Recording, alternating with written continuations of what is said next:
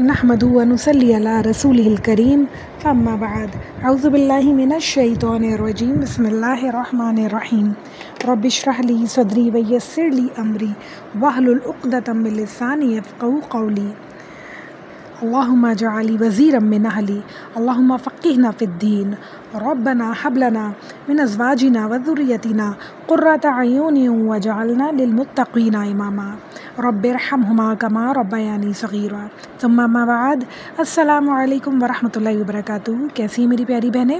اللہ سے امید ہے ایمان اور صحت کی بہترین حالت میں ہوں گی، اور اللہ سے امید ہے لیکچر بہت اچھے سے سن رہی ہوں گی اور سب کے دل عمل کے لیے انشاءاللہ راضی ہو رہے ہوں گے۔ آج کا لیکچر شروع کرتے ہیں بہت ہی خوبصورت سی حدیث سے۔ اللہ تعالیٰ رسول اللہ صلی اللہ علیہ وسلم کی زبانی ہمیں کچھ بتانا چاہتے ہیں، تو دیکھتے ہیں کہ اللہ تعالیٰ بندوں سے کیا خطاب کر رہے ہیں۔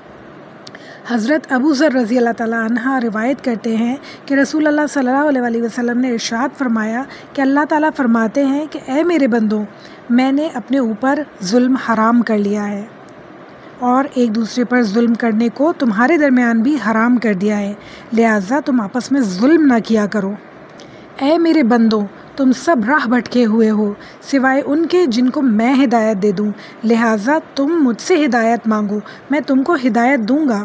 اور اے میرے بندوں، تم سب بھوکے ہو سوائے ان کے جن کو میں کھلا دوں، لہٰذا تم مجھ سے کھانے کو مانگو، میں تم کو کھانے کے لیے دوں گا۔ اور اے میرے بندوں، تم سب ننگے بدن ہو سوائے ان کے جنہیں میں پہنا دوں، لہٰذا تم سب پہننے کے لیے مجھ سے طلب کرو، میں تمہیں پہننے کے لیے دوں گا۔ اور اے میرے بندوں، بلا شبہ تم رات دن خطائیں کرتے ہو اور میں سب گناہ بخش سکتا ہوں، لہٰذا تم مجھ سے مغفرت چاہو، میں تمہیں بخش دوں گا۔ سبحان اللہ۔ پھر فرما رہے آگے، اے میرے بندوں، یقین جانو کہ تم مجھے ضرر پہنچانے کے لائق ہرگز نہیں ہو سکتے جس کی وجہ سے مجھے ضرر پہنچا سکو، اور اس کا بھی یقین جانو کہ تم مجھے نفع پہنچانے کے لائق ہرگز نہیں ہو سکتے جس کی وجہ سے مجھے نفع پہنچا سکو۔ اور اے میرے بندوں، اس میں شک نہیں کہ اگر تم سب اولین اور آخرین انسان اور جنات تم میں سے سب سے زیادہ متقی انسان کے موافق اپنے دل کو بنا لو تو تم سب کا یہ تقوی میرے ملک میں ذرہ برابر اضافہ نہیں کر سکے گا۔ اور یہ بھی جان لو اے میرے بندوں کہ تم سب اولین اور آخرین انسان اور جنات تم میں سے سب سے زیادہ گناہ گار آدمی کے موافق اپنے دل کو بنا لو تو ان کا یہ گناہ گار ہونا میرے ملک میں ذرہ برابر بھی کمی نہیں کر سکے گا۔ اور اے میرے بندوں، اگر تم انسان اولین اور آخرین انسان اور جنات سب مل کر ایک میدان میں کھڑے ہو کر مجھ سے سوال کرو اور میں ہر چیز کا سوال پورا کروں گا، سب کا سوال پورا کرنے پر میرے خزانوں میں سے صرف اتنی سی کمی آئے گی کہ جتنا سوئی کو سمندر میں ڈبو کر باہر نکالا جائے۔ سبحان اللہ۔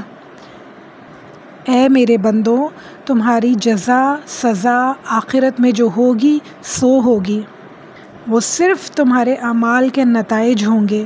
میں تمہارے اعمال کو محفوظ رکھتا ہوں، پھر پوری طرح تم کو ان کے بدلے دوں گا۔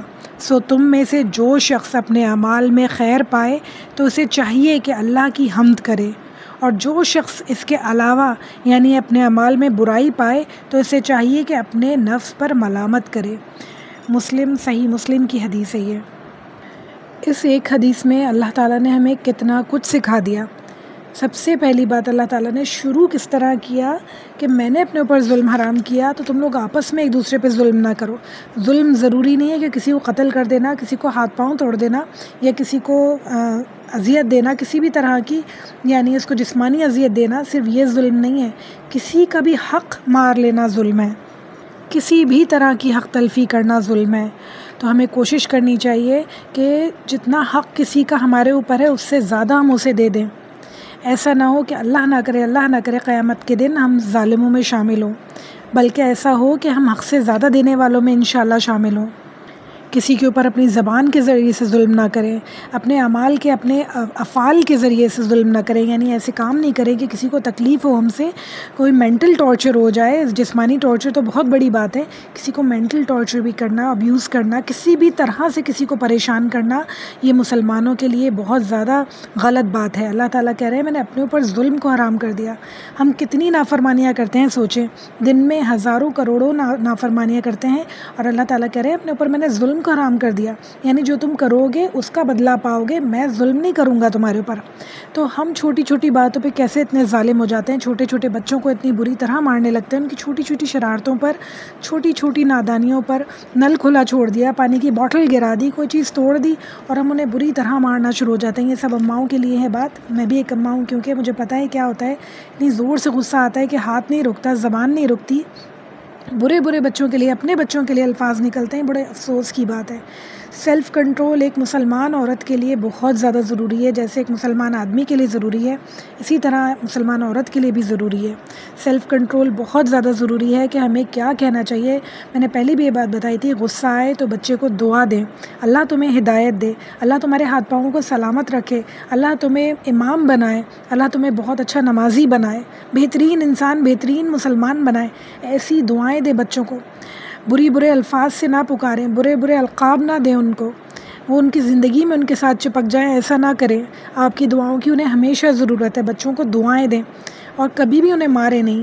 چھوٹی چھوٹی یعنی جو ان سے غلطیاں ہو جاتی ہیں ان کے لیے ان کو سمجھائیں بہت پیار سے، مگر ماریں نہیں بچوں کو، مارنا بچوں کے اوپر ظلم ہے۔ پھر جب بچے بڑے ہو جاتے ہیں نا، اور ہم لوگ ایک ایج پہ پہنچ جاتے ہیں، بہت دکھ ہوتا ہے کہ اللہ، وہ تو کوئی بات نہیں تھی ایسی جو میں نے اپنے بچے کو اتنی بری طرح مارا تھا۔ تو اس لیے ان ریگریٹ سے بچانے کے لیے آپ کو کہہ رہی ہوں، بچوں کو مارے نہیں، بہت پیار سے سمجھائیں، تاکہ جب بچے بڑے ہو جائیں اور ہم بوڑھے ہو جائیں تو ہمیں بالکل بھی دکھ نہ ہو کہ ہم نے اپنے بچوں کو اتنا برا مارا۔ اور خیر، یہ تو میں بچوں کے اوپر اٹک گئی، اور باقی آگے بات کروں کہ کسی طرح کا بھی کسی کے اوپر ظلم کرنا ہمارے لیے جائز نہیں ہے۔ پھر اللہ تعالیٰ فرما رہے ہیں ہدایت مانگنی ہے تو مجھ سے مانگو، کھانے کو مانگنا ہے تو مجھ سے مانگو۔ ہم کیسے، کیا سوچ کے کسی بھی انسان سے کوئی بات کہتے ہیں، کیا سوچ کے ہم کسی بھی بندے کے پاس جاتے ہیں کہ ہمارے پاس کچھ ہے نہیں، مانگنے کے لیے جاتے ہیں ہم، یعنی کہ مدد کے لیے جاتے ہیں۔ تو ہم کیوں کرتے ہیں ایسا؟ کہ ہمیں اللہ تعالیٰ کے اوپر یقین نہیں ہے؟ بالکل بھی نہیں ایسا کرنا چاہیے۔ ہر بات پہ اللہ تعالیٰ پہ یقین رکھنا ہے، انشاءاللہ اللہ توکل رہنا ہے۔ جب اللہ تعالیٰ کہہ رہے ہیں کہ میں دوں گا تو یقیناً اللہ تعالیٰ دیں گے۔ کسی کے آگے ناشکری نہ کریں، صبر کرنا بہت بڑی چیز ہے، صبر کریں گے تو اللہ تعالیٰ انشاءاللہ تعالیٰ نعمتوں کو بڑھا دیں گے۔ پھر بہت ہی پیاری بات اللہ تعالیٰ کہہ رہے ہیں مجھ سے بخشش طلب کرو، میں تمہیں بخشوں گا۔ سبحان اللہ، کبھی مایوس نہیں ہونا کہ اتنے سارے گناہ ہیں، کیا ہوگا ہمارا، ہم تو شاید جہنم میں جائیں گے، ایسی بات نہیں ہے۔ ایک دفعہ دل سے توبہ کریں، اللہ تعالیٰ معاف کرنے پہ قادر ہیں۔ اللہ تعالیٰ کہہ رہے ہیں میں تمہیں بخشوں گا۔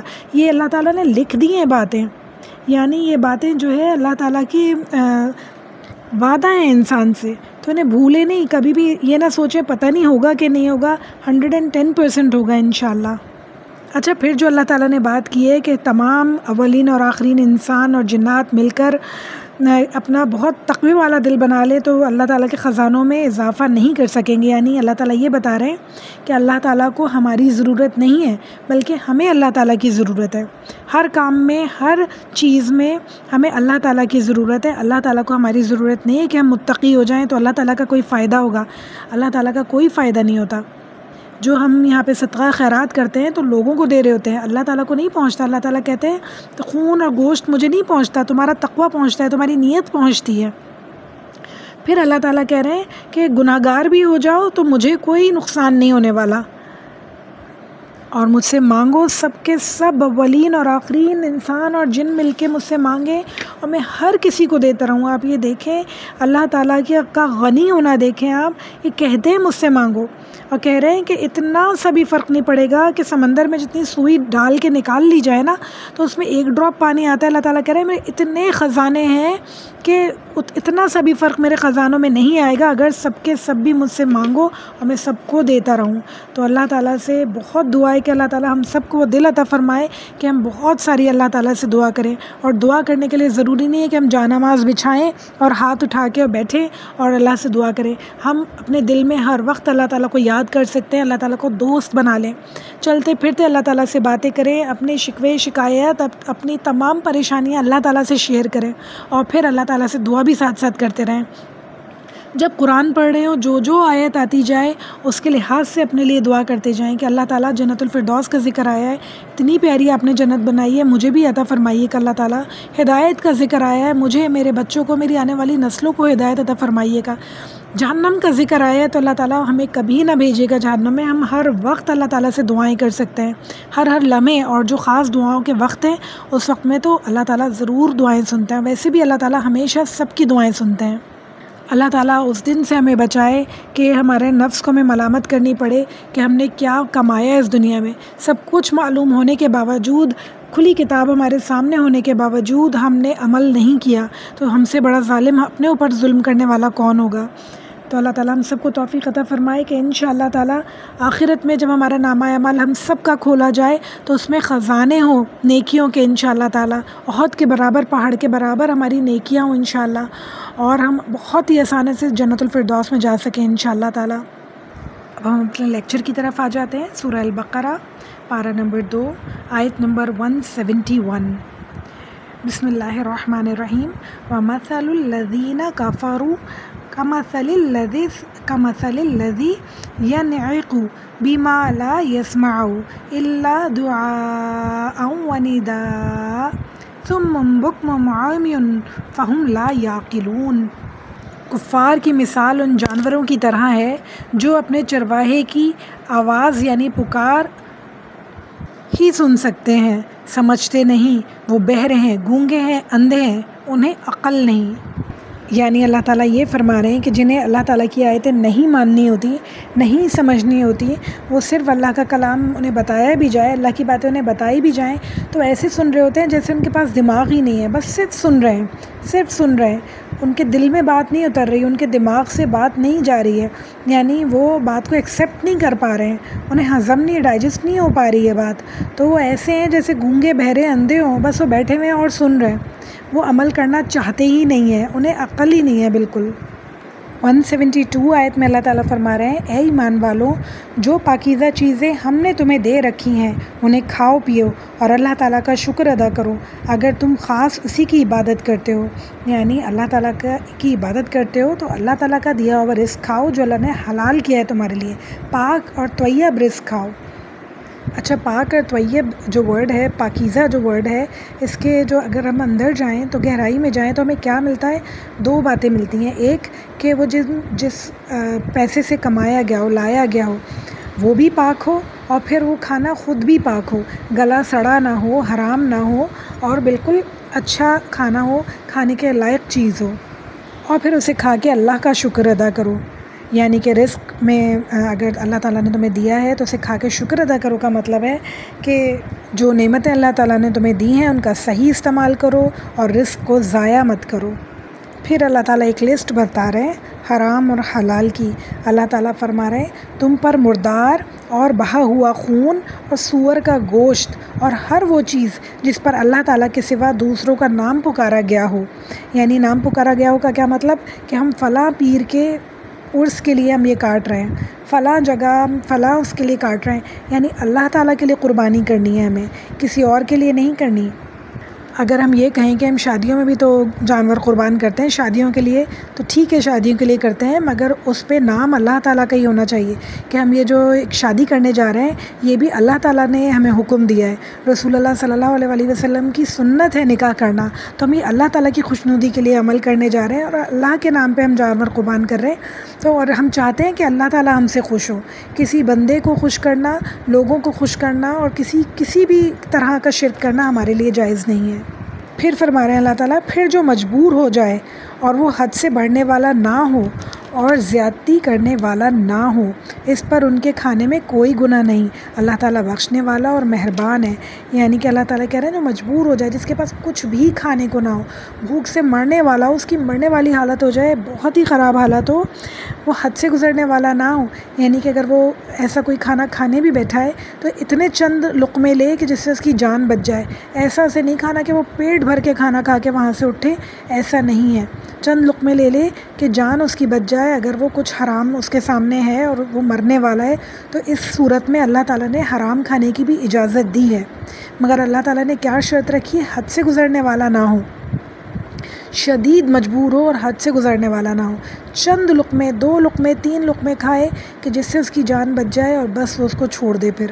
اور پھر اللہ تعالیٰ کیا کہہ رہے ہیں کہ اللہ تعالیٰ بخشنے والا اور مہربان ہے۔ اللہ تعالیٰ کی مہربانی کا آپ عالم دیکھیں، انسانوں کی طرح نہیں ہے۔ اللہ تعالیٰ کے کہیں کچھ بھی ہو جائے، چاہے مر جاؤ، جو میں نے کام کیا ہے وہ اس سے نہیں پھرنا، جو میں نے منع کیا ہے وہ نہیں ہونا چاہیے۔ اللہ تعالیٰ کہہ رہے ہیں تم کھا سکتے ہو مگر بہت ہی تھوڑا، بہت ہی 1-2 لقمے کہ تمہاری جان بچ جائے۔ بہت ہی خطرناک آیت ہے آگے 174۔ اللہ تعالیٰ فرما رہے ہیں بے شک جو لوگ اللہ تعالیٰ کی اتاری ہوئی کتاب چھپاتے ہیں اور تھوڑی تھوڑی سی قیمت پر بیچتے ہیں، یقین مانو کہ یہ اپنے پیٹ میں آگ بھر رہے ہیں۔ اللہ اکبر، اللہم لا جعلنا منہم، اللہ ایسے لوگوں میں ہمیں کبھی شامل نہ فرمائے۔ اللہ تعالیٰ نے کیوں کہی یہ بات کہ جو اللہ تعالیٰ نے اوپر آیت کہی ہے اس کے بہت سارے معنی نکالے جا سکتے ہیں، بہت ساری اس کی تفسیر کی جا سکتی ہے الگ الگ معنوں میں۔ تو اللہ تعالیٰ اس لیے کہہ رہے ہیں کہ اللہ تعالیٰ کی بات جیسی اللہ نے بتائی ہے نا، ویسی کی ویسی ہی تمہیں دوسروں کو بتانی چاہیے، اس میں کمی یا زیادتی نہیں ہونی چاہیے۔ تو اللہ تعالیٰ بہت زیادہ اس پہ تمہارا حساب لینے والے ہیں ورنہ۔ پھر فرما رہے ہیں اللہ تعالیٰ قیامت کے دن اللہ تعالیٰ ان سے بات بھی نہیں کریں گے، نہ انہیں پاک کریں گے، بلکہ ان کے لیے دردناک عذاب ہے۔ آپ کو پتہ ہے جب انسان تفسیر یا ترجمہ کسی کو بتا رہا ہوتا ہے نا، بہت ہی زیادہ یہ ہیوی اس کے اوپر برڈن ہے، بہت زیادہ اس کے اوپر یہ جو ہے رسپانسبلٹی ہے اللہ تعالیٰ کی بات کو آگے پہنچانا، کہ اللہ تعالیٰ کہہ رہے ہیں کہ اللہ تعالیٰ سے بات نہیں کریں گے اگر غلط بات بتاؤ گے، لوگوں کو غلط مشورے دو گے، اللہ تعالیٰ کے احکامات کے خلاف لے کے جاؤ گے، تو پھر اللہ تعالیٰ بخشیں گے نہیں، بات بھی نہیں کریں گے، بخشیں گے بھی نہیں کسی بھی طرح۔ تو اللہ تعالیٰ ہمیں محفوظ رکھے۔ جب ہم کسی کو بتائیں تو اس بات کا یقین کر لیں کہ جو ہم نے پڑھا ہے، جو ہم نے دیکھا ہے، وہ بالکل صحیح بات ہونی چاہیے انشاءاللہ۔ آیت نمبر 175، یہ وہ لوگ ہیں جنہوں نے گمراہی کو ہدایت کے بدلے اور عذاب کو مغفرت کے بدلے خرید لیا ہے۔ یہ لوگ آگ کا عذاب کتنا برداشت کرنے والے ہیں۔ اللہ اکبر، اللہم اجرنا من النار، اللہ ہم سب کو آگ کے عذاب سے محفوظ رکھے۔ گرمیوں کے موسم میں دیکھیں ہم سے گرمی برداشت نہیں ہوتی، سردیوں کے موسم میں ہم سے سردی برداشت نہیں ہوتی ہے، ایک لمٹ تک انسان کا جسم جو ہے وہ برداشت کرتا ہے، اس کے بعد وہ بہت اس کی بری حالت ہونی شروع ہو جاتی ہے۔ تو اللہ تعالیٰ کہہ رہے ہیں کتنا عذاب برداشت کر سکتے ہیں ہم، تو ایک ماچس کی تیلی برداشت نہیں کرتے جلتی ہوئی، اللہ تعالیٰ ہم عذاب کیسے برداشت کر سکتے ہیں؟ ہمیں بخش دیجیے گا اور ہمیں نیک لوگوں میں شامل فرمائیے انشاءاللہ، کہ ان گناہوں کی سزا ہمیں نہ ملے جو ہم نے کیے ہیں۔ ہم سب کی موت سے پہلے اللہ تعالیٰ وہ سارے گناہ بخش دیجیے جنہیں آپ جانتے ہیں اور شاید ہم بھول گئے ہیں۔ پھر فرما رہے ہیں ان عذابوں کا باعث یہی ہے کہ اللہ تعالیٰ نے سچی کتاب اتاری اور اس کتاب میں اختلاف کرنے والے یقیناً دور کے اختلاف میں ہیں، یعنی اپنی ضد میں ہیں، اپنی طرف سے اختلاف کر رہے ہیں، وہ اس میں اختلاف کی کوئی بات ہے نہیں۔ اب دیکھیں اللہ تعالیٰ پھر وہی بات کر رہے ہیں، ساری اچھائی مشرق اور مغرب کی طرف منہ کرنے میں نہیں ہے، بلکہ حقیقتاً اچھا وہ شخص ہے جو اللہ تعالیٰ پر، قیامت کے دن پر، فرشتوں پر، کتاب اللہ پر، نبیوں پر ایمان رکھنے والا ہو، جو مال سے محبت کرنے کے باوجود قرابت داروں، یتیموں، مسکینوں، مسافروں اور سوال کرنے والوں کو دے، غلاموں کو آزاد کروائے، نماز کی پابندی کرے اور زکوٰۃ کی ادائیگی کرے، جب وعدہ کرے تب اسے پورا کرے، تنگ دستی، دکھ اور لڑائی کے وقت صبر کرے، یہی سچے لوگ ہیں اور یہی پرہیزگار لوگ ہیں۔ اللہ اکبر، آپ یہ دیکھیں کہ اللہ تعالیٰ نے کتنی خوبصورت یہ آیت اتاری ہے، ایک دم جامع آیت ہے۔ اگر ہم یہ پڑھ لیں تو ہمیں سمجھ آ جائے کہ اللہ تعالیٰ ہم سے چاہتے کیا ہیں۔ جو ہم فرقہ واریت میں پڑے رہتے ہیں اور فساد کرنے میں پڑے رہتے ہیں کہ یہ غلط کر رہا ہے، یہ غلط کر رہا ہے، تو ہمارے ذہنوں سے ساری باتیں نکل جائیں۔ اللہ تعالیٰ کہہ رہے ہیں اللہ تعالیٰ یہ نہیں کہہ رہے صرف آپ دیکھیں کہ ہم رفع دین کرنا اور نہیں کرنا، اور سجدہ کیسے کرنا ہے اور کیسے نہیں کرنا، اتنی چھوٹی چھوٹی باتوں میں ہم پڑھ کے ایک دوسرے کو کافر اور منافق کو پتہ نہیں کیا کیا کہنے لگتے ہیں۔ اللہ تعالیٰ تو کہہ رہے ہیں مشرق اور مغرب کی طرف منہ کرنا کوئی بڑی بات نہیں ہے، یعنی کسی طرف بھی منہ کر کے نماز پڑھنا یا عبادت کرنا کوئی بڑی بات نہیں ہے، اصل کرنے کے جو کام ہیں وہ کرنا بڑی بات ہے۔ یعنی جو آپ صرف انہی چیزوں پہ اٹکے رہیں کہ آپ کو ہاتھ کہاں باندھنے چاہیے، کہاں نہیں باندھنے چاہیے، کیسے رکوع ہوگا، کیسے سجدہ ہوگا، تو یہ طریقہ نہیں ہے۔ اصلی دین جو ہمارا ہے وہ معاملات میں ہے۔ اللہ تعالیٰ پہ کتنا یقین رکھتے ہیں، قیامت کے دن پہ کتنا یقین رکھتے ہیں، اور قیامت کے دن پہ یقین رکھنا ہے کتنا رکھتے ہیں ہم، یہ کیا کون بتائے گا؟ ہمارے اعمال بتائیں گے۔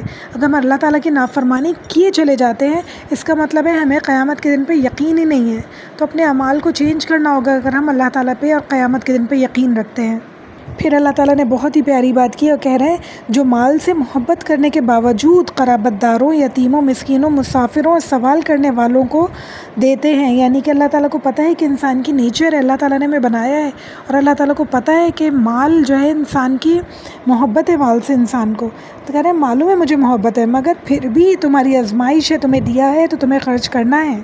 اور جب اللہ تعالیٰ نے کہا کہ خرچ کرو اور میں دوں گا، تو اللہ تعالیٰ یقیناً دینے والے ہیں۔ اللہ تعالیٰ نے پیچھے کہا نا، پیچھے جو ہم نے آیت پڑھی تھی کہ تمہیں مال کی ضرورت ہے مجھ سے مانگو، تو ہمیں خرچ کرنے والا جتنا زیادہ دل کھول کے ہاتھ کھول کے ہم اپنے رشتہ داروں پر، مسکینوں، مسافروں پر، یتیموں پر، قرابت داروں پر، غلاموں کو آزاد کرنے پہ خرچ کریں گے اللہ کے حکم سے، اللہ تعالیٰ کو خوش کرنے کے لیے، جس میں کوئی ریاکاری نہ ہو، کوئی ہمارا مقصد نہ ہو، ہم تعریفیں نہیں سننا چاہتے ہوں، واہ واہی نہ سننا چاہتے ہوں، تو یقین جانے کہ اللہ تعالیٰ ڈبل ٹرپل کر کے 10 گنا 100 گنا کر کے واپس کرنے پہ قادر ہیں۔ اور اگر کم ملا، جب بھی آخرت میں اکاؤنٹ میں کتنا اللہ نے کتنا کروڑوں گنا بڑھا کے جمع کیا، یہ ہم جانتے بھی نہیں ہیں انشاءاللہ، تو وہ جو ہمارے آخرت کے اکاؤنٹ میں جمع ہو، اس سے بہتر کیا بات ہو سکتی ہے۔ مال سے محبت ہے انسان کو، مگر سے خرچ کرتے ہوئے کبھی بھی دل چھوٹا نہ کرے، اور اللہ تعالیٰ کی خاطر خوب دل کھول کے خرچ کرے، مگر اتنا نہیں کہ خود تنگ دست ہو جائیں۔ اس بات کے لیے بھی منع کیا گیا ہے کہ اتنا نہ خرچ کرو کہ تمہیں پھر خود ہی مانگنا پڑ جائے، اتنا خرچ کرو کہ تمہاری ضرورت سے زیادہ ہو، اور ہماری ضرورتیں بہت تھوڑی ہیں، ہماری وانٹس بہت زیادہ ہیں، یعنی ہمیں آج کل ہر چیز چاہیے، یعنی جتنے بھی پیسے وہ کم پڑ جاتے ہیں۔ تو یہ نہیں کہا اللہ تعالیٰ نے، صرف جو ہماری نیڈز ہیں، جو امپورٹنٹ تھوڑی سی چیزیں ہوتی ہیں، کھانا، کپڑے اور گھر، یہ چیزیں ہمارے پاس ہیں، تو اس سے زیادہ جو بھی چیزیں ہمارے پاس ہوں تو ہم وہ صدقہ خیرات کر سکتے ہیں۔ اب آگے بہت ہی امپورٹنٹ احکامات والی آیتیں شروع ہو رہی ہیں۔ 178 آیت قصاص کا حکم اللہ تعالیٰ اس میں دے رہے ہیں، اور فرما رہے ہیں اے ایمان والو، تم پر مقتولوں کا قصاص لینا فرض کر دیا گیا ہے، آزاد کے بدلے آزاد، غلام کے بدلے غلام، عورت کے بدلے عورت۔ اچھا، یہ اس وقت کی بات ہے جب لوگ ایک دوسرے کو بہت زیادہ قتل کیا کرتے تھے، یعنی کہ اگر کسی نے کسی گروہ نے دوسرے گروہ کا ایک بندہ مار دیا، تو جو مقتول کا گروہ ہوتا تھا وہ کسی کو بھی ان کے گروہ میں سے قتل کر دیا کرتا تھا۔ ایک قبیلہ دوسرے قبیلے کی کسی عورت کو مار دیا کرتا تھا، تو جو مقتول کا قبیلہ ہوتا تھا وہ ان کے درجنوں لوگوں کو قتل کر دیا کرتا تھا۔ تو اللہ تعالیٰ کہہ رہے ہیں یہاں پہ کہ تمہارا ایک بندہ مارا ہے تو اس کا بدلہ صرف ایک ہی بندہ ہوگا۔ کوئی آزاد کو مارا ہے تو آزاد ہی بدلے میں مارا جائے گا، یعنی یہ ہوتا تھا کہ اگر کوئی کسی آزاد یعنی کوئی آزاد انسان، کوئی لیڈر، کوئی جو سردار وغیرہ ہوتا تھا، اسے کوئی مار دیتا تھا تو وہ اپنے غلاموں کو دے دیا کرتے تھے بدلے میں، ڈھیروں غلاموں کو، کہ آپ ان سب کو مار دیں، ہمارے جو لیڈر ہیں انہیں چھوڑ دیں۔ تو اللہ تعالیٰ کہہ رہے ہیں آزاد کے بدلے آزاد ہی مارا جائے گا، غلام کو مارا گیا ہے تو غلام کا ہی بدلہ لیا جائے گا، عورت ماری گئی ہے تو کوئی بچہ یا کوئی آدمی اس کا فدیہ نہیں ہوگا، بلکہ عورت کو ہی مارا جائے گا۔ یہ اسلامی قوانین ہیں۔ پھر اب آگے اللہ تعالیٰ کیا بات کر رہے ہیں، یہ بہت امپورٹنٹ ہے سننا۔ فرما رہے ہیں ہاں، جس کسی کو اس کے بھائی کی طرف سے کچھ معافی دے دی جائے اور بھلائی کی اتباع کرنی چاہیے اور آسانی کے ساتھ دیت ادا کر دینی چاہیے، تمہارے رب کی طرف سے یہ تخفیف اور رحمت ہے۔ یعنی اگر آپ مارنا چاہیں تو مار سکتے ہیں، یہ بھی آپ کا حق نہیں ہے کہ آپ کسی کو بھی مار دیں، یہ قانونی بات ہے۔ یہ قانونی فیصلے ہیں جو قانونی ادارے ہیں وہ کریں، کسی انسان کے اوپر یہ نہیں ہے کہ وہ کسی کو بھی جا کے مار دے، ٹھیک ہے۔ پھر اللہ تعالیٰ کیا کہہ رہے ہیں کہ اور اگر کسی کا کوئی بندہ مر گیا ہے اور وہ اس سے خون بہا لے لے اور اسے معاف کر دے تو یہ بہت اچھی بات ہے۔ ہم کیا کہتے ہیں کہ اس نے پیسے لے لیے ہوں گے اس لیے معاف کر دیا، چھوڑ دیا۔ اللہ تعالیٰ کا حکم ہے کہ آپ دیت لے کے معاف کر سکتے ہیں، اور یہ اچھی بات ہے۔ اللہ تعالیٰ کہہ رہے ہیں اور اس کے بعد بھی کوئی سرکشی کرے تو دردناک عذاب ہے اس کے لیے۔ یعنی کہ آپ نے دیت لے لی، یعنی پیسے لے لیے، آپس میں مذاکرات ہوئے کہ بھئی اتنے پیسے دے دو تو ہم تمہارے جس نے قتل کیا ہے اس کو ہم چھوڑ دیں گے، اسے معاف کر دیں گے، اس پہ ہم کیس نہیں کریں گے، پولیس میں اسے نہیں جمع کروائیں گے۔ جیسے اللہ نہ کرے کسی کا غلطی سے کسی سے قتل ہو گیا ہے تو وہ اس کو معاف کر سکتا ہے پیسے لے کے۔ تو پھر اللہ تعالیٰ کہہ رہے ہیں پھر اس کے بعد دیت لینے کے بعد بھی تم نے قتل کر دیا، اللہ کی حدود سے گزر گئے، تو اللہ تعالیٰ بہت سخت عذاب دینے والے ہیں۔ پھر جو لوگ کہتے ہیں اسلامی قوانین بہت زیادہ سخت ہیں، بہت ظالم ہیں، تو ان کے لیے اللہ تعالیٰ یہ آیت کہہ رہے ہیں 179، عقل مندوں، قصاص میں تمہارے لیے زندگی ہے، اس باعث تم قتل ناحق سے رکے رہو گے۔ یعنی کہ اللہ تعالیٰ یہ کہنا چاہ رہے ہیں کہ اگر کسی انسان کو کوئی انسان کسی کا قتل کر دیتا ہے اور اسے یہ پتہ ہوگا کہ بدلے میں مجھے بھی قتل کیا جائے گا اگر میں کسی کو قتل کروں گا، تو وہ ایسی غلطی کرنے سے پہلے 1000 بار سوچے گا۔ جب اسے پتہ ہوگا کہ یہاں پہ قوانین بہت زیادہ سخت ہیں، میں پکڑا جاؤں گا اور بدلے میں بھی قتل کر دیا جاؤں گا، وہ کبھی بھی کسی کو قتل نہیں کرے گا۔ یہاں پہ ہمارے ملک میں بھی اگر اسلامی نفاذ قائم ہو جائے، اسلامی شریعت قائم ہو جائے اور اسلامی قوانین ہو جائے نافذ، تو آپ دیکھیں کس طرح سے ساری چیزیں کنٹرول میں آتی ہیں۔ جو یہاں پہ فساد بڑھتا ہی چلا جا رہا ہے، اس کی وجہ یہی ہے کہ اللہ تعالیٰ کو چھوڑ کے ہم نے باقی سارے قوانین اپنے ملک میں نافذ کیے ہوئے ہیں۔ حالانکہ اللہ تعالیٰ کے قوانین سخت نہیں ہیں، بہت ہی سوچ سمجھ کے اللہ تعالیٰ نے ہر بات کہی ہے، کیونکہ اللہ تعالیٰ جانتے ہیں کہ انسان کیسا ہے اور انسان کے لیے کیا بہتر ہے۔ اچھا، اب ہم تھوڑا سا حدود اور تعزیرات میں فرق دیکھ لیتے ہیں۔ حدود وہ ہیں سزائیں جو اللہ تعالیٰ نے اور اللہ کے رسول نے مقرر کی ہیں۔ 5 ہیں حدود اسلامی، یعنی اسلامی سزائیں 5 طرح کی ہیں، مقاصد شریعت جنہیں کہتے ہیں۔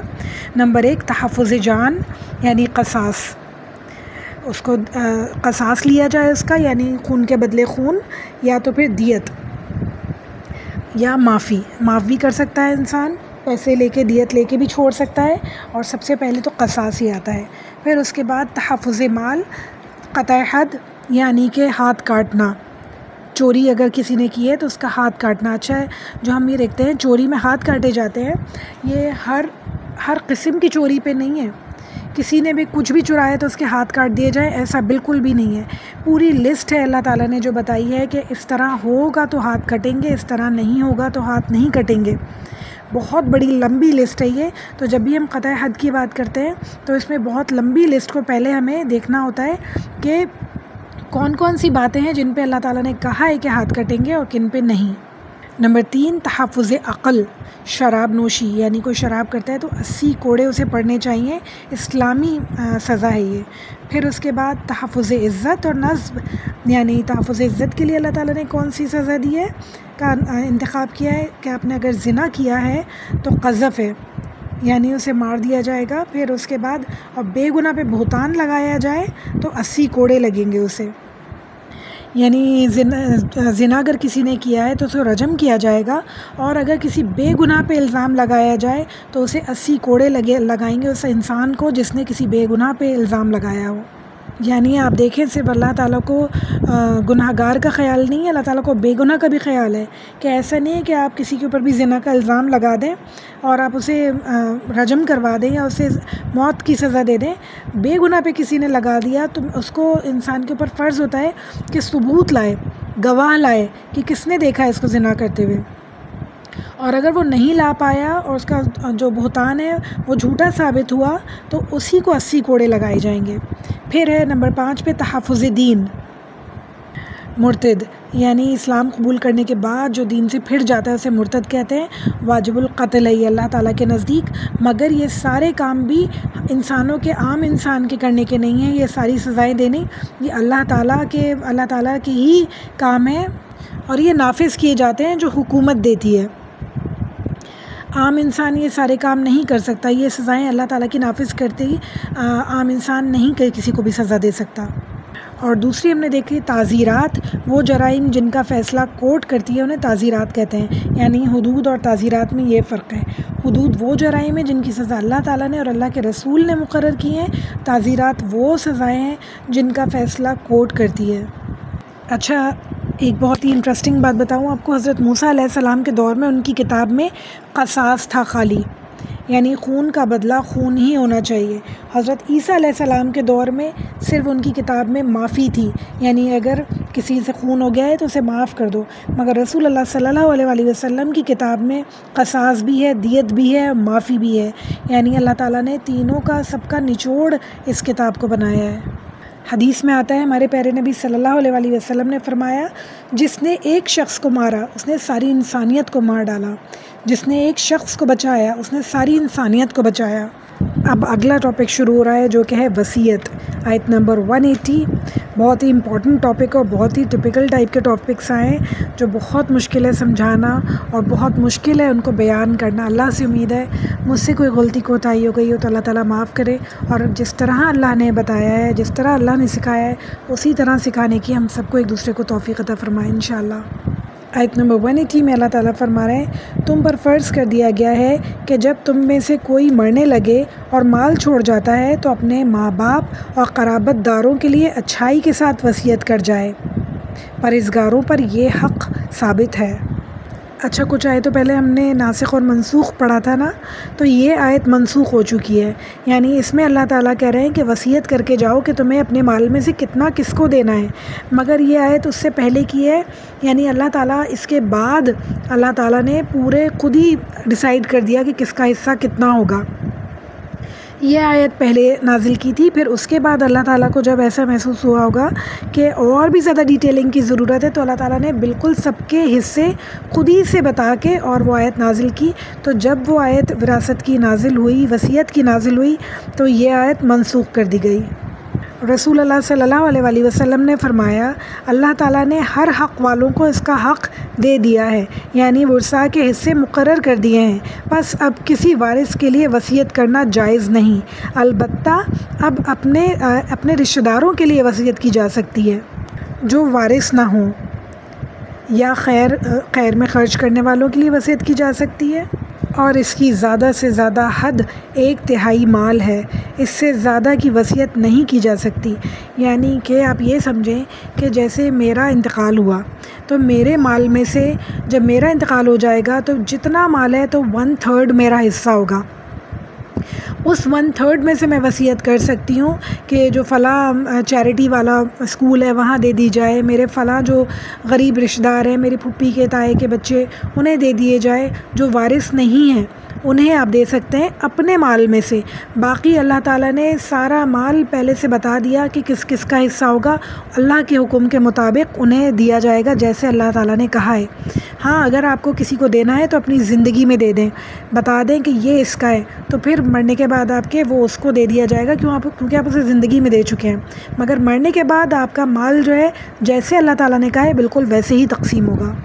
کسی کو گفٹ کرنا ہے تو زندگی میں کر دیں، مرنے کے بعد وصیت کرنا جائز نہیں، صرف اپنے 1/3 مال میں سے وصیت کرنا جائز ہے۔ پھر اللہ تعالیٰ 181 آیت میں فرما رہے ہیں، اب جو شخص اسے سننے کے بعد بدل دے تو اس کا گناہ بدلنے والے پر ہی ہوگا، یعنی میں نے وصیت جو کی وہ تو اللہ تعالیٰ کو پتہ ہے میں نے کیا کی تھی، اب میرے جو ورثاء ہیں اس میں انہوں نے چینج کر دیا میرے مرنے کے بعد اور لکھ دیا کہ فلاں بیٹی کو اتنا ملے، فلاں بیٹے کو اتنا ملے، تو اللہ تعالیٰ کہہ رہے ہیں چینج کرنے والوں پہ گناہ ہے، یہ میرے اوپر گناہ نہیں ہوگا۔ پھر فرما رہے ہیں واقعی اللہ تعالیٰ سننے والا اور جاننے والا ہے، اللہ تعالیٰ ہر چیز کو جاننے والے ہیں کہ میری نیت کیا تھی اور کسی کی نیت کیا تھی۔ آیت نمبر 182 بہت ہی پیاری آیت ہے، اللہ تعالیٰ کہہ رہے ہیں، ہاں جو شخص وصیت کرنے والے کی جانبداری یا گناہ کی وصیت کر دینے سے ڈرے پس وہ ان میں آپس میں صلح کروا دے تو اس پر کوئی گناہ نہیں۔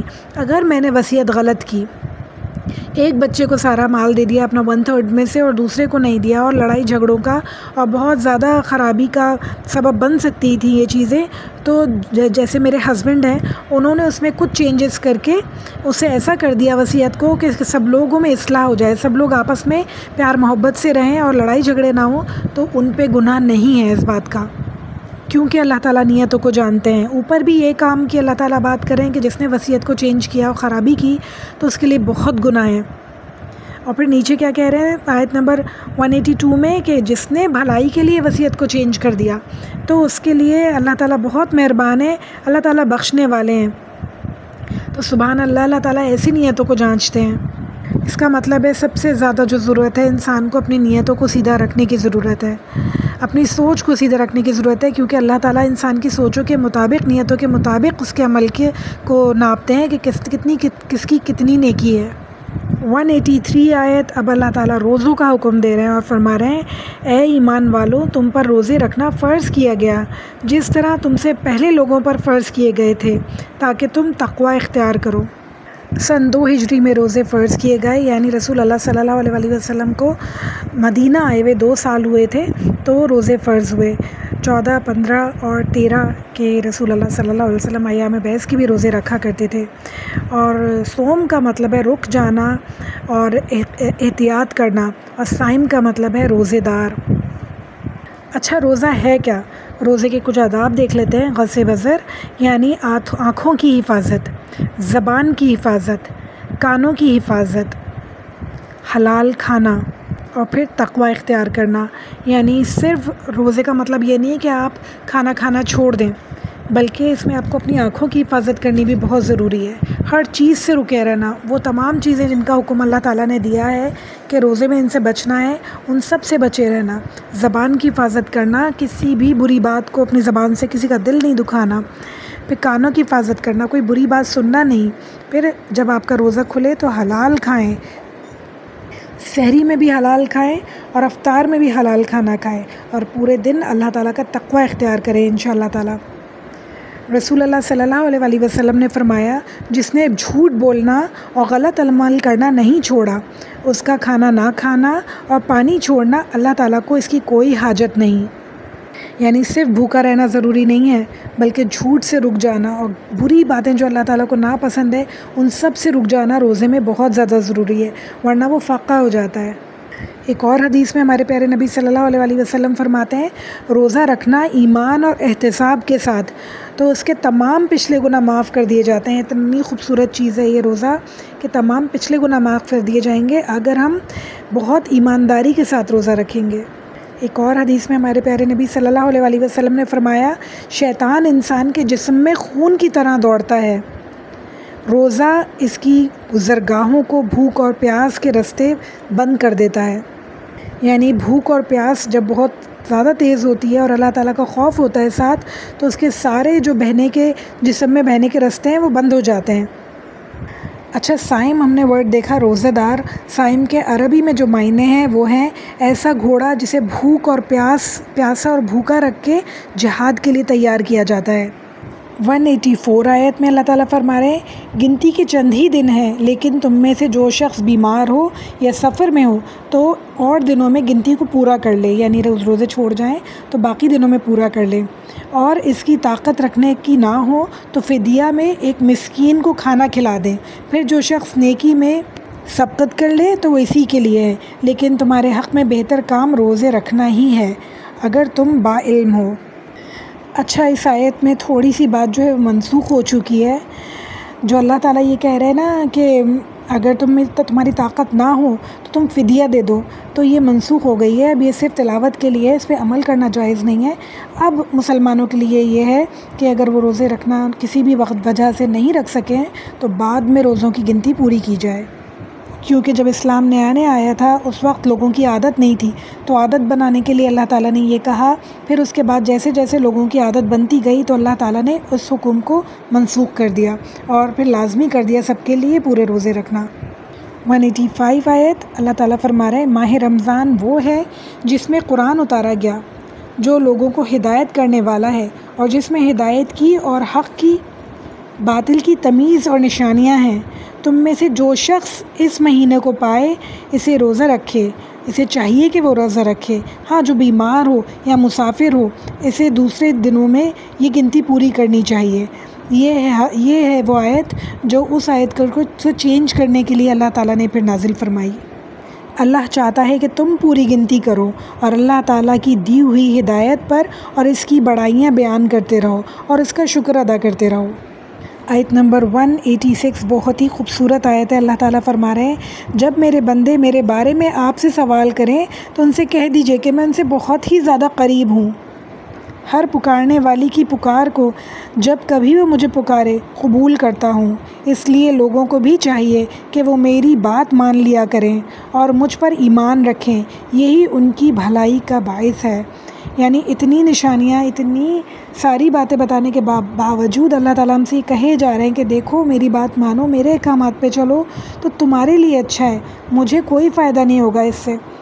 تم میرا کہا مانو گے تو تمہارے لیے اس دنیا اور آخرت میں دونوں میں بھلائیاں ہوں گی، دونوں کے خزانے تمہیں ملیں گے۔ مگر انسان نہیں سمجھتا، کسی طرح بھی نہیں سمجھتا اللہ کی بات۔ اللہ ہم سب کو ہدایت عطا فرمائے۔ اللہ تعالیٰ کہہ رہے ہیں میں قریب ہوں، بہت زیادہ قریب ہیں۔ اللہ تعالیٰ کو اگر ہم دیکھیں، ہم ٹٹولیں اپنے اندر تو ہر چیز میں ہمیں اللہ تعالیٰ نظر آتے ہیں، ہر چیز میں اللہ تعالیٰ کی نشانیاں نظر آتی ہیں۔ کس طرح ہمارے بگڑے ہوئے کام بن جاتے ہیں، کس طرح ہماری دعائیں پوری ہو جاتی ہیں۔ یہ اللہ تعالیٰ ہی ہیں جو ایک سیکنڈ میں دعا سن لیتے ہیں۔ اگر آپ سچے دل سے دعا مانگیں، اس بات کا یقین رکھیں کہ اللہ تعالیٰ ماننے والے ہیں، اور اگر نہیں قبول ہو رہی ہے تو وہ انسان کے لیے بہتر ہے، اور آخرت میں اس کا ہمیں بہت زیادہ ثواب ملنے والا ہے انشاءاللہ۔ آخرت میں انسان کہے گا کاش میری ایک بھی دعا قبول نہیں ہوتی، اتنے سارے مجھے اجر ملا ہے، اتنے سارے مجھے بینیفٹس ملے دعا نہیں قبول ہونے کے، کاش کہ میری ایک بھی دعا قبول نہیں ہوئی ہوتی دنیا میں۔ بگ پکچر میں دیکھیں، اللہ تعالیٰ ہی دیکھ سکتے ہیں بگ پکچر میں کہ انسان کے لیے فیوچر میں کیا بہتر ہے۔ ہم بہت ساری چیزیں مانگ رہے ہوتے ہیں، بہت ساری دعائیں کر رہے ہوتے ہیں جو ہمارے لیے بہتر نہیں ہوتی۔ اللہ تعالیٰ سمجھتے ہیں اس بات کو، تو اس لیے اللہ تعالیٰ ایسے لوگوں کو، ایسی چیزوں کو ہماری زندگی میں لے کے آتے ہیں جو شاید ہمیں پسند نہیں ہیں مگر وہی ہمارے لیے بہتر تھے۔ تو اس بات کو ہمیں یقین رکھنا چاہیے اور اللہ توکل رہنا چاہیے ہمیشہ۔ آیت نمبر 187 میں اللہ تعالیٰ فرما رہے ہیں، روزے کی راتوں میں اپنی بیویوں سے ملنا تمہارے لیے حلال کیا گیا، وہ تمہارا لباس ہیں اور تم ان کا لباس ہو، تمہاری پوشیدہ خیانتوں کا اللہ تعالیٰ کو علم ہے۔ اس نے تمہاری توبہ کو قبول فرما کر تم سے درگزر فرمایا، اب تمہیں ان سے مباشرت کی اور اللہ تعالیٰ کی لکھی ہوئی چیز کو تلاش کرنے کی اجازت ہے۔ تم کھاتے پیتے رہو یہاں تک کہ صبح کا سفید دھاگا سیاہ دھاگے سے ظاہر ہو جائے، پھر رات تک روزے کو پورا کرو اور عورتوں سے اس وقت مباشرت نہ کرو جب کہ تم مسجدوں میں اعتکاف میں ہو، یہ اللہ تعالیٰ کی حدود ہیں، تم ان کے قریب بھی مت جاؤ۔ اسی طرح اللہ تعالیٰ اپنی آیتیں لوگوں کے سامنے فرماتے ہیں تاکہ وہ بچ جائیں۔ اچھا، اللہ تعالیٰ یہاں پہ پہلے کیا حکم دے رہے ہیں؟ پہلے جب روزہ کے احکامات نازل ہوئے تھے تو منع تھا اپنی بیویوں سے ملنا رمضان کے مہینے میں، مگر کچھ صحابہ سے کنٹرول نہیں ہوتا تھا اور وہ رات کو جب روزہ ختم ہو جاتا تھا تو اپنی بیویوں کے پاس چلے جاتے تھے اور بہت زیادہ گلٹی فیل کرتے تھے، بہت زیادہ پشیمان ہوتے تھے کہ یہ ہم نے کیا کیا۔ تو اللہ تعالیٰ پھر اجازت دے رہے ہیں اس بات کی کہ فکر مت کرو، تمہارے لیے حلال ہے، تم اپنی بیویوں کے پاس جا سکتے ہو۔ اور پھر اس کے بعد اللہ تعالیٰ کیا کہہ رہے ہیں کہ اس وقت تک کھاؤ سحری میں جس وقت تک سفید دھاگا نہ نظر آنے لگے، آخری وقت تک کھانے کا حکم ہے۔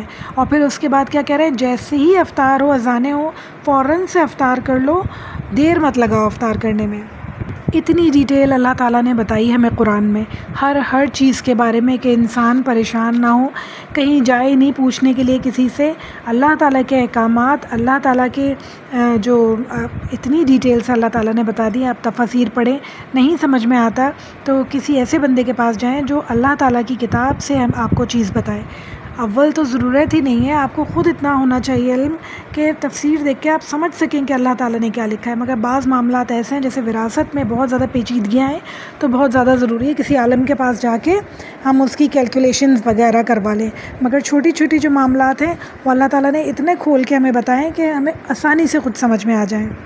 آیت نمبر 188 میں اللہ تعالیٰ فرما رہے ہیں، اور ایک دوسرے کا مال ناحق نہ کھاؤ، نہ حاکموں کو رشوت پہنچا کر کسی کا کچھ مال ظلم و ستم سے اپنا بنا لو، حالانکہ تم جانتے ہو، یعنی کہ تمہیں سب کچھ پتہ ہے پھر بھی تم رشوت کھلا کے ناحق کام کرتے ہو، ظلم کرتے ہو دوسروں کے اوپر۔ تو یہ اللہ تعالیٰ بہت سختی سے منع کر رہے ہیں اس بات کو۔ پھر آیت نمبر 190 میں اللہ تعالیٰ فرما رہے ہیں لوگ آپ سے چاند کے بارے میں سوال کرتے ہیں، آپ کہہ دیجئے کہ یہ لوگوں کی عبادت کے وقتوں اور حج کے موسم کے لیے ہے، احرام کی حالت میں اور گھروں کے پیچھے سے تمہارا آنا کچھ نیکی نہیں، بلکہ نیکی والا وہ ہے جو متقی ہو، اور گھروں میں تو دروازوں سے ہی آیا کرو اور اللہ تعالیٰ سے ڈرتے رہو تاکہ تم کامیاب ہو۔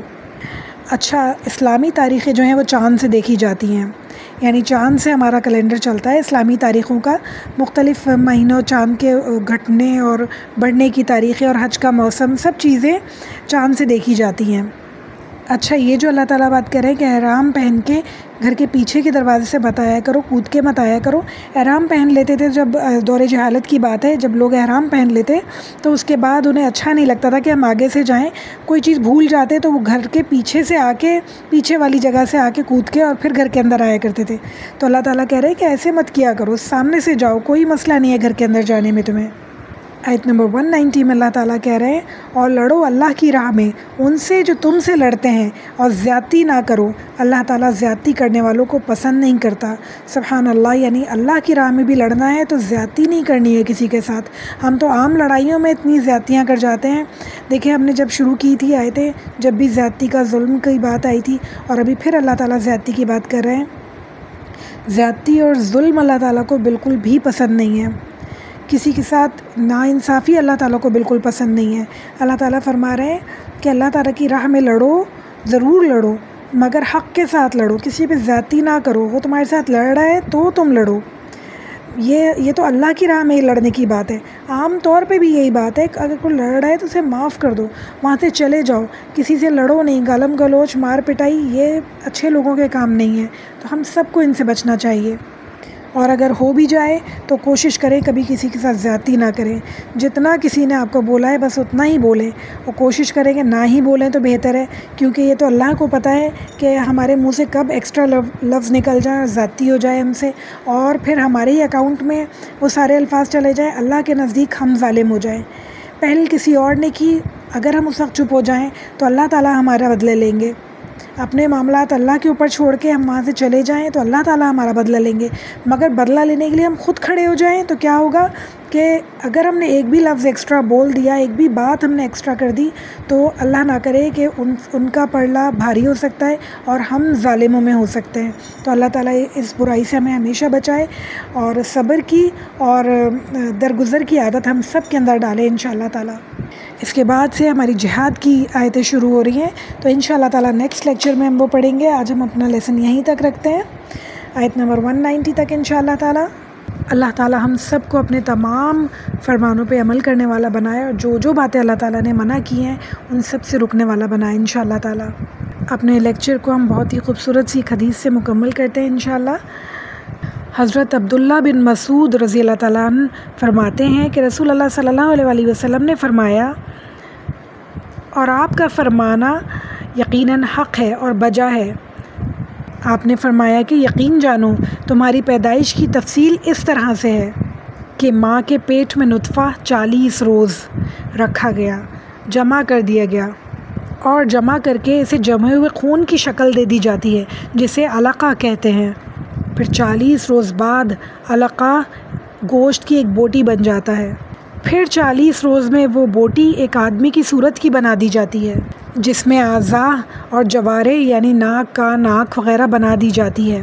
اس کے بعد اللہ تعالیٰ اس کے پاس روح پھونکنے والے فرشتے کو بھیجتے ہیں، جو اس میں روح پھونک دیتا ہے، اور فرشتے کو 4 باتوں کا حکم دیا جاتا ہے: اس کا رزق لکھنے کا، نمبر 2 اس کی عمر لکھنے کا، نمبر 3 اس کا عمل لکھنے کا، اور اس کا رزق لکھنے کا، اور یہ لکھنے کا کہ یہ انسان شقی ہے یا سعید ہے، یعنی نیک ہوگا یا بدبخت ہوگا۔ اللہ اکبر۔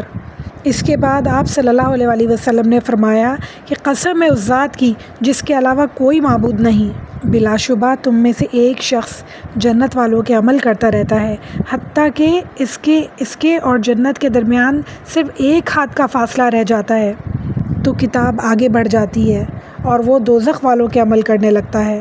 جس کی وجہ سے وہ دوزخ میں چلا جاتا ہے۔ اللہم لا جعلنا منہم، اللہ ایسے لوگوں میں ہمیں کبھی شامل نہ فرمائے۔ جو راہ دکھائی ہے، ہدایت دی ہے، ہمیشہ مرتے دم تک اسی پہ قائم رکھے انشاءاللہ۔ پھر فرما رہے ہیں اسی طرح دوسرا رخ بھی سمجھ لو، بلا شبہ تم میں سے ایک شخص دوزخ والوں کے عمل کرتا رہتا ہے، حتیٰ کہ اس کے اور دوزخ کے درمیان صرف ایک ہاتھ کا فاصلہ رہ جاتا ہے تو کتاب آگے بڑھ جاتی ہے اور وہ جنت والوں کے عمل کرنے لگتا ہے، جس کی وجہ سے وہ جنت میں چلا جاتا ہے۔ بخاری و مسلم کی حدیث ہے یہ۔ اللہم انی اسألک الجنۃ الفردوس، اللہم انی اسألک الجنات النعیم، اللہم انی اسألک الجنات تجری من تحتی الانہار ومساکن طیبۃ فی جنات عدن، آمین ثم آمین۔ اب یہ ہمارے ہاتھ میں ہے کہ ہمیں کیا کرنا ہے۔ اللہ تعالیٰ نے بتا دیا، اللہ تعالیٰ نے ہمیں کیسے پیدا کیا۔ ابھی ہمارے ہاتھ میں ہے کہ ہمیں جنت میں جانا ہے یا ہمیں جہنم میں جانا ہے، اور ہمارے پاس ٹائم بہت کم ہے، تو ہمیں تیزی کرنی ہے نیک اعمال میں انشاءاللہ تعالیٰ۔ ہم یہ نہ سوچیں کہ ہم کل سے یہ کام کرنا شروع کریں گے، آج سے ہی ہمیں پکی نیت کر لینی چاہیے اور جتنا ہو سکے شروع کر دینا چاہیے نیک کام، تاکہ اگر آج ہی رات کو موت آ جائے تو کم سے کم اللہ تعالیٰ یہ جانتے ہوں کہ اس بندی نے نیت کی ہوئی تھی، اور نیت کا بدلہ بھی اللہ تعالیٰ دے سکتے ہیں، کیونکہ سب سے پہلے اللہ تعالیٰ نیتیں ہی چیک کرتے ہیں۔ اللہ تعالیٰ ہم سب کو بہترین عمل کی توفیق نصیب فرمائے انشاءاللہ تعالیٰ۔